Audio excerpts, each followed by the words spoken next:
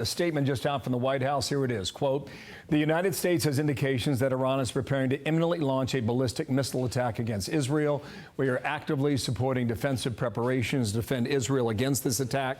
A direct military attack from Iran against Israel will carry severe consequences for Iran. End quote. And the incursion into Lebanon follows the targeted strike in Beirut that took out Hezbollah's top boss. More airstrikes overnight, leveling several buildings in suburban Beirut, where Israeli troops press ahead with a rapidly escalating offensive against Hezbollah, a heavily armed and well-trained militia opening a new front in a year-long war against Iranian-backed adversaries. About the Islamic Republic of Iran, because they are the source of violence and instability. They are the ones that are threatening U.S. troops in the Middle East. In the not so distant future, that is where Israeli focus will go. We have some other fish to fry to deal with first, Hamas and Hezbollah. Chief Foreign Correspondent Trey Yingst is live in Haifa in northern Israel. And a big day for you with a book release as well. Could not be more timely, Trey. Yeah, Dana, good morning. Really significant developments here in the Middle East just over the past few minutes. U.S. officials are now warning of an imminent Iranian ballistic missile attack against Israel. This comes just days after the leader of Hezbollah, Hassan Nasrallah, was killed in an Israeli strike in the Lebanese capital of Beirut. Remember, Nasrallah was the leader of Iran's largest proxy across the Middle East. And overnight, Israeli forces entering into southern Lebanon on the ground. A lot of developments here, and we're tracking all of them for you. Last night, I was with an Israeli commando unit as they targeted Hezbollah positions in southern Lebanon. We saw Israeli forces staging on the border and entering very quietly, trying to go after this buffer zone that they are creating between Israel and Lebanon to eventually allow Israeli civilians to return to their homes in the northern part of this country. There are questions, though, about what comes next and how far Israeli forces will enter into Lebanon. This morning, the Israeli military announced that 20 different towns and villages in southern Lebanon are being ordered to evacuate north of the Litani River, an indication the Israelis are likely to expand their ground operations inside Lebanon as this country braces for the possibility of a fresh attack from Iran in the coming hours or days. Yeah. Dana?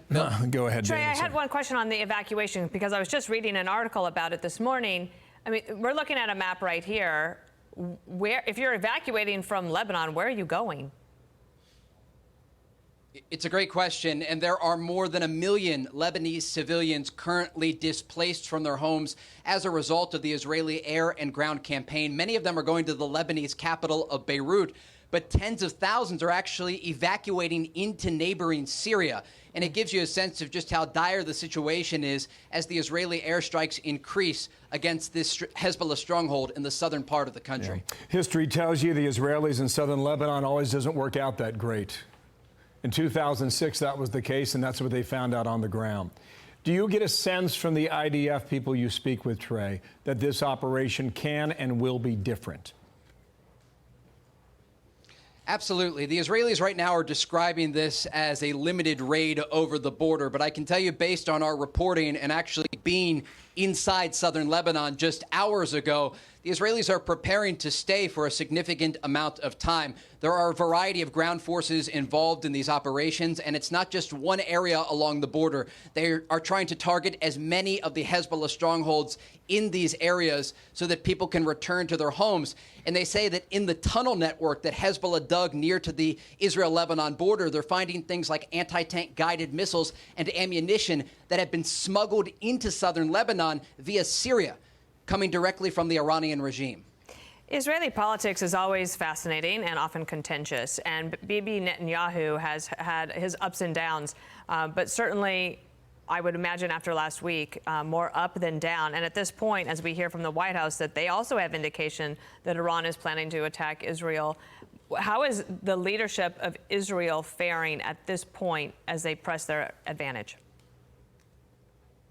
Well, look, the dynamic for Israeli leadership has changed just in the past 2 weeks. If you think back to a year ago today, before the October 7th massacre, the largest threat for Israel was Iran and its largest proxy, Hezbollah. We were briefed on the threat from Hezbollah, and the understanding was that in the early days of a conflict with the group that holds territory just about 17 miles from here, that 6,000 rockets would rain down on Israeli cities each and every day. We never saw that, and that's because the Israelis launched a significant preemptive strike campaign against Hezbollah rocket and missile launching positions. They then conducted this pager attack that took out around 1,500 to 2,000 Hezbollah operatives across Lebanon, and then ultimately they systematically targeted the leadership of this organization and saw very little response. Today, sirens were sounding in Israel's second largest city of Tel Aviv. A few rockets fired there. In the distance, we saw some interceptions earlier today, but there's been no significant response from Hezbollah,